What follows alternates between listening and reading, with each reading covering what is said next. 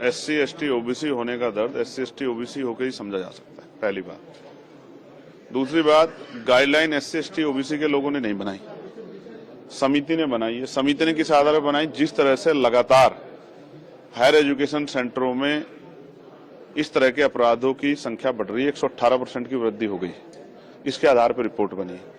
पहली बात यह है, जो लोग विरोध कर रहे हैं 90% लोगों ने शायद पढ़ा नहीं है, क्योंकि उन्होंने उसमें आर्थिक रूप से कमजोर वर्गों के बच्चों को भी जोड़ा है, दिव्यांगजनों को भी जोड़ा है, तो सिर्फ SC ST के लिए नहीं, OBC को भी जोड़ा है। तो मेरी समझ में ये नहीं आ रहा है कि जब उसमें EWS यानी कि आर्थिक रूप से कमजोर वर्गों को जोड़ दिया गया है, जिसमें सारे ही सामान्य जाति के बच्चे हैं, ये अलग जो है आर्थिक रूप से कमजोर वर्ग है जिसमें SC ST OBC नहीं है, सिर्फ सामान्य जाति के बच्चों को 10% आरक्षण दे दिया गया है, तो उनको भी उसमें ऐड कर लिया गया। तो फिर किसी को दिक्कत क्या हो रही है? फिर वो सामान्य के, दलित के और पिछड़ों क्या? मैं तो इसको एक ट्रैप मानता हूँ।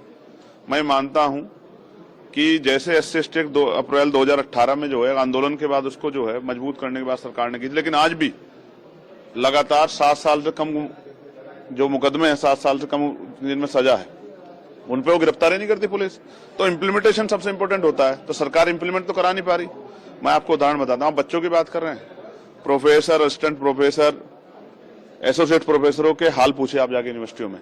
आप कोई PSU उठा लीजिए जहां रोस्टर फुलफिल हो रहा हो, जहां प्रमोशन दिया जा रहा हो, आपको DOPT गाइडलाइन फुलफिल हो रही है 45 दिन वाली, उसे भी छोड़िए। आप कोई सी सरकारी डिपार्टमेंट उठा लीजिए। अब मैं आपको इसी की बात करता हूँ, केंद्रीय विश्वविद्यालयों में सामाजिक न्याय सरकार का सुनिए, 45 विश्वविद्यालय हैं, एक SC का कुलपति, एक ST का और 5 OBC के, 45 में से 7।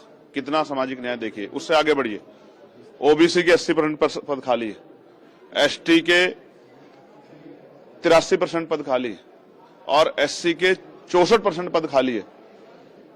आप बताइए कौन सा सामाजिक न्याय सरकार कर रही है?